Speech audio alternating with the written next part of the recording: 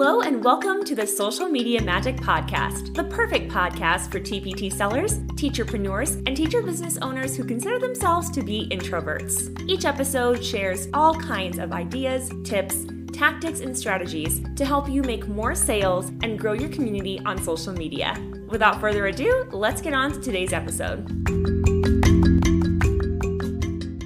Hello, teacherpreneurs, TPT sellers, and teacher business owners. My name is Brittany Verlenich. Welcome back to the Social Media Magic Podcast. I'm so glad you're here. We're doing a mini series that's talking about how we can use Facebook groups to grow our email lists. This is super important. You might have heard the stat before that every dollar we invest in our email list and our marketing efforts to our email list, we get a $44 return. That's a 44% or 44 times return, which is pretty amazing. And we don't want to ignore that, especially because organic, which means free Facebook reach and social media in general is lower than ever. The industry standard is 1 to 2%, which is crazy because that means on average, for every 100 followers you have, maybe only 1 or 2 of them are seeing your post. And I can see why that would be completely defeating and discouraging, especially if you already don't really enjoy social media, you consider yourself an introvert, you're camera shy, and you're like, I don't even want to be on here anyway, and what's it even worth if it's not working?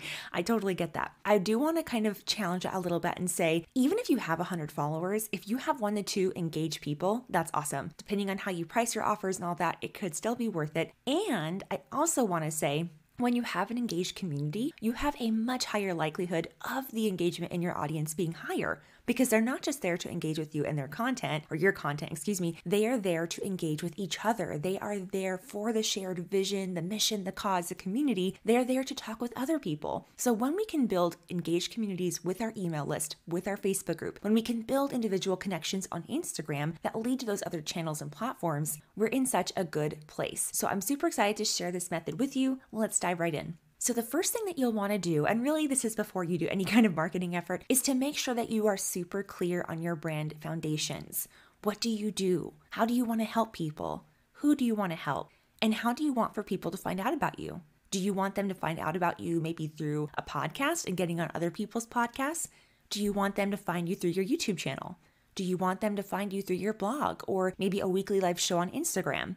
That is something we want to think about. We call that quote unquote top of funnel stuff in the social media or marketing world. But you do want to be thinking about those questions. What do you want to be known for? What is the visual representation of your brand?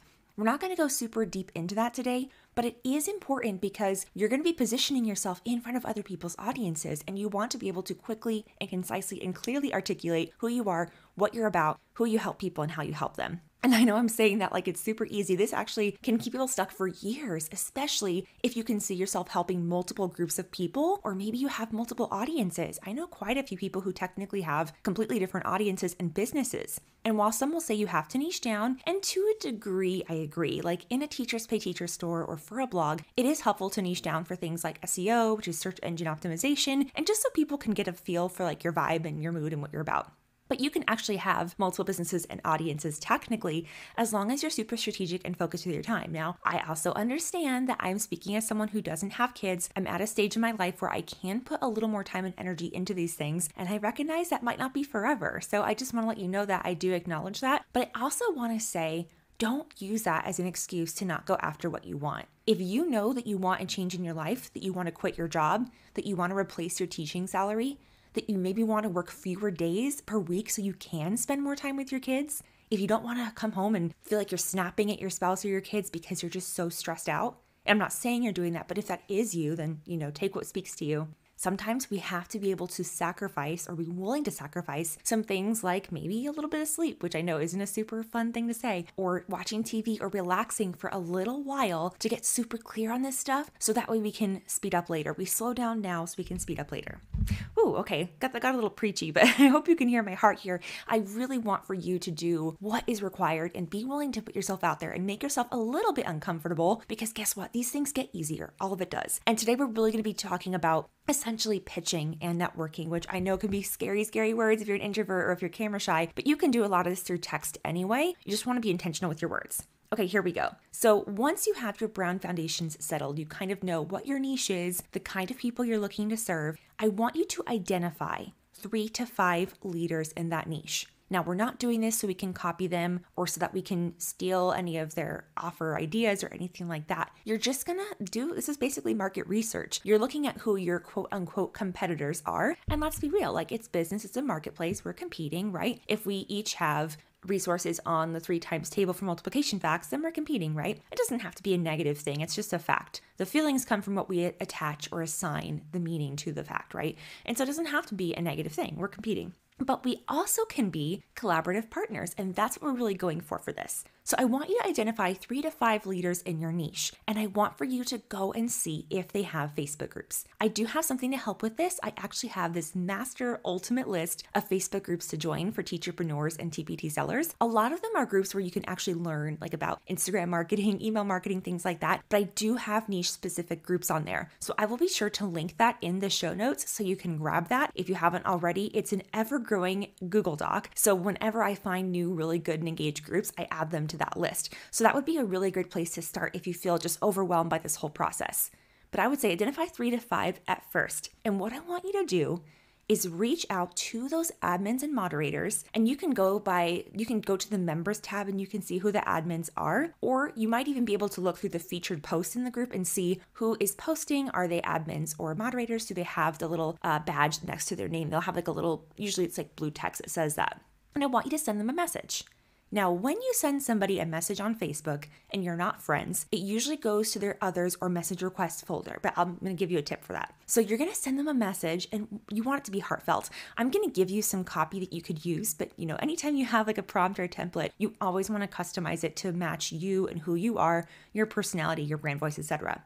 But basically it's going to be along the lines of, "Hey, Amy, I love what you're doing here for your Facebook group. I'm also someone who makes resources for 3rd to 5th grade teachers. I also focus on math, and I absolutely love what you're doing with your math small groups. I think it's so cool. I really love math workshop myself. It's something I really enjoy in my classroom. I actually focus more so on the mini lessons that we do before we break out into the small groups, and so I can really see us working well together. I think we have content that could supplement what the other one has, and then we could really add value to each other's audiences. Would you be willing or open to doing a collaboration? I was thinking I could go live in your Facebook group and maybe have you come be live in mine, if that applies, or maybe we could do a podcast swap or something together. Let me know what you think. Talk soon, Brittany." Okay, super simple, heartfelt, honest. You don't want it to be too much of a copy and paste pitch, because I think a lot of us have received those before, and we know when it's forced or when someone just grabbed information and they didn't take the time to really do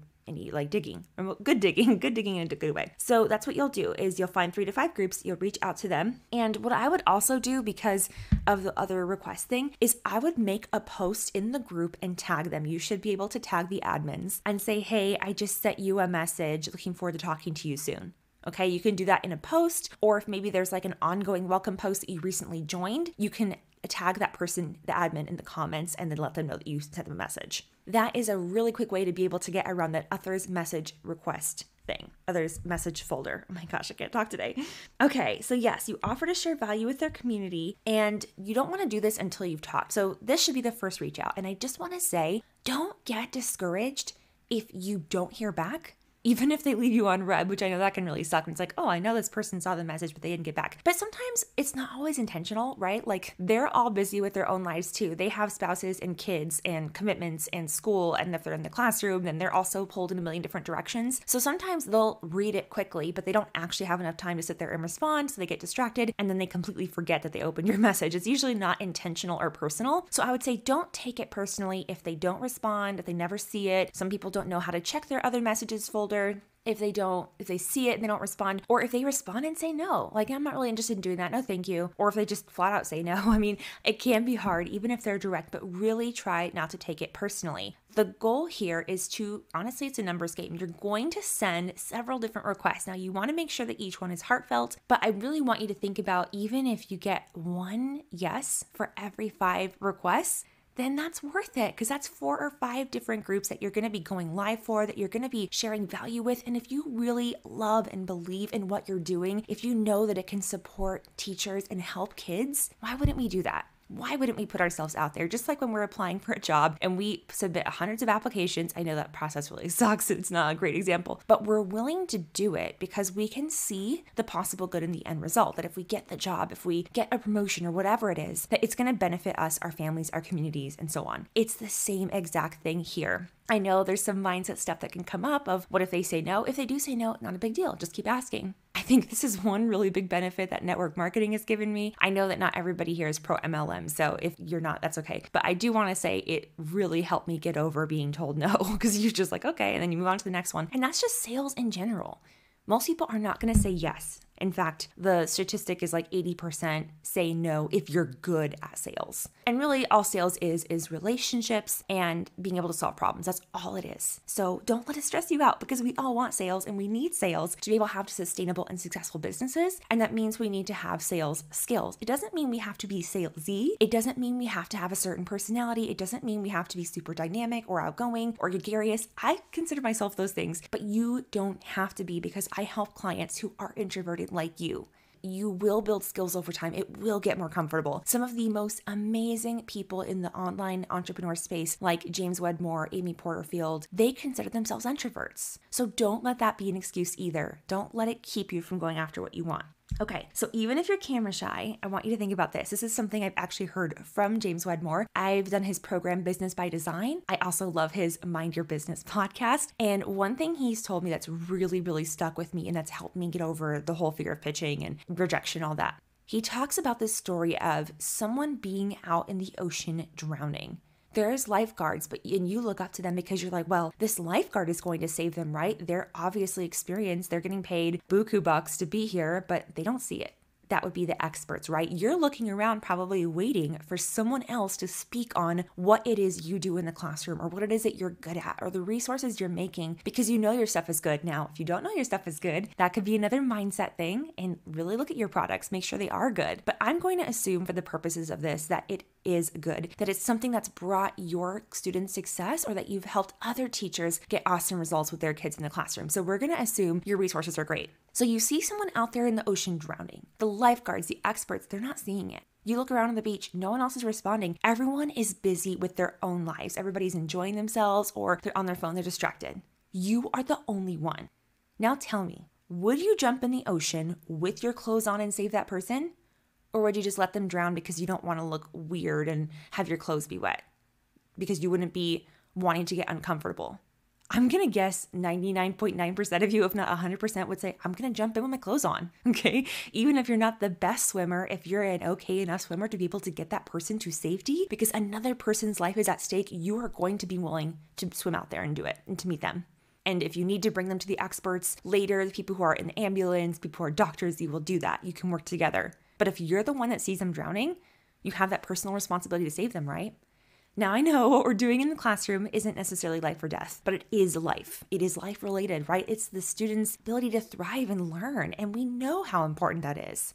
We know how important it is for teachers to be able to thrive, to be able to enjoy their evenings and their weekends and their holidays and not have to be lesson planning themselves and to not have to use really crappy, old, outdated curriculum that doesn't even work or have to teach to standards like a robot. We know the importance of that. You know the importance of that. And you have a solution for their problem.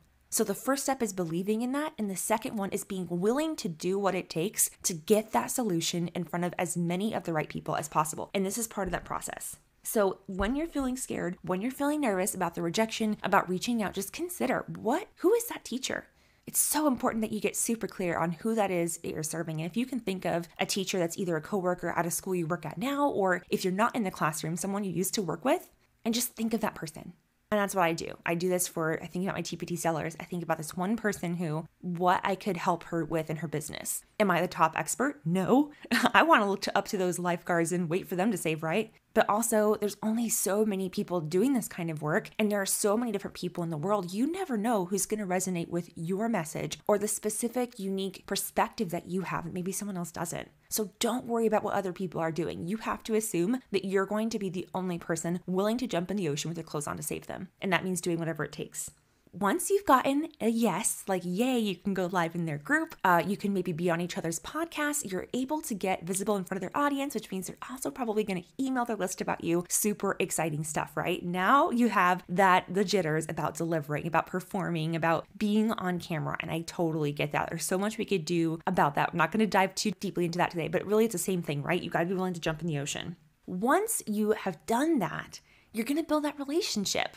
We don't just want to say, okay, thanks for having me in your group, bye. No, business is all about relationships. And if you are delivering quality content and you're serving their audience, they're going to want to keep working with you too. Because anybody who runs a Facebook group wants to have constant, consistent, quality, original content for their audience to be able to provide value. And you're a part of that. You're helping them do their mission. And they're going to be super grateful for that. So you're going to look for other ways to work together. If you went live in front of their Facebook group, could you get on their podcast? If you have your own podcast, could you do a podcast swap? Offer something to help them too, help them grow their audience because obviously you respect them and see them as a leader. I know that Sarah Whitaker from Podcasting for Educators is a huge fan of this strategy. She talks about it a lot. And by the way, if you do have a podcast or if you're thinking about starting one, go and follow her podcast, Podcasting for Educators. I am not paid for that plug, although I would love to maybe join a podcast network or start one for TPT sellers someday. Let me know if you're interested in that, by the way. Send me a DM on Instagram over at Brittany Verlenich. I know that's an impossible to spell name, so you could just find the link in the show notes. But yeah, let me know if a podcast network is something that would be helpful to you. It's something I've thought about starting, maybe in 2024, definitely not right now. And if you're listening in 2024, then message me and ask about it. Say, hey, Brittany, did you ever start that thing? Getting on other people's podcasts in front of other people's audiences is so critical, and that's what we're really talking about here. If you have your own group, you can offer to have them in your group. Ask them to come and share. Maybe they have something like, for example, if they're doing the math small groups and you're talking about the mini lesson, but you're both talking about math workshop, that would be a really good partnership for you. That'd be a really symbiotic relationship because you can both support each other's audiences really well. And that could lead to future summits, maybe future bundles where you both contribute something. It could be either a free bundle where you use it to grow each other's email list, or it could be like a paid bundle where you do like an affiliate commission sale. And yeah, just keep that person in mind. Because I will tell you, it's easy. This is another mindset thing. And I've used to fall into it too. So I have this other girl who I just love and admire so much. And she is an email marketing wizard. I'd actually love to have her on the show. That's why I'm not saying her name yet because we're about to see. But I would love to have her on the show. And it's weird because I really do feel like I know her. Like we've gone to a conference together. We've chatted so much in the DMs. I feel like we're friends. And maybe it's just her personality. She's so friendly. But she does so much for teachers. She's been a teacher. She has such a big heart for teachers. And she knows email marketing in and out. So I'd actually love to have her on the show. Anyway, so I have this person I would love to have on there. But for the longest time, and maybe I still have a bit of this, because I look up to this person, I consider that they are like bigger than me or further ahead than me or more important than me. I don't know what it is. We all have that, right? We all have someone that we really look up to that we would love to work with, but we just don't know if it would be worth reaching out to them because we don't want them to think we're stupid or dumb or I don't know, whatever those things are coming up for you. I understand because I've had that too, but I have been just so pleasantly surprised at when I ask and then she's just being willing to work with me. And you just never know unless you ask. And what's really cool too is you also never know what they're going to get from you. So like when we were first starting our businesses a couple years ago, at least the one that she has now, I remember that the Facebook group that she has was not as big. It was maybe about the size of mine at the time, like a few thousand people. And so we were really getting in front of each other's audiences, which was awesome. And it wasn't just about getting in front of those people. It was about serving those people, right? So I had a lot of teachers in my audience who were looking to grow businesses. And so she was talking about email marketing. And that was mostly my travel agents in the travel space. And I was sharing with her audience about starting a blog and my journey with that, how it turned into a tour company, blah, blah, blah. Anyway, so we got in front of each other's audiences. We added value. And it's really built this relationship over several years. And now what's really cool is her group has grown to I think she has 40,000 people in her group, something wild like that. It's just really cool. You'll never know. She was grateful back then to be able to get in front of someone else's audience. Now she has a much bigger audience than me now, right? So yeah, it would be different me going and asking her to get in front of 40,000 people versus when we had the same one. Of course, that's a consideration, but you'll never know if you don't ask. And that's what this really comes down to. And that's for anything that you pitch, whether you're going to have a summit someday and you want to have sponsors that pay you to be able to advertise in your group, to be able to pitch to summit speakers. I also have someone I'd love to have come on talk about summits. Okay, I'm getting a little distracted now, but my whole point of this is to get in front of other people's audiences It's going to take getting uncomfortable, being willing to do those things. And I promise, if you are willing to do the things that other people are not willing to do, you are going to have the results that nobody else is going to get to have. I'm going to say that again. If you are willing to do the things that other people are not willing to do, you are going to have the results that most others will never have.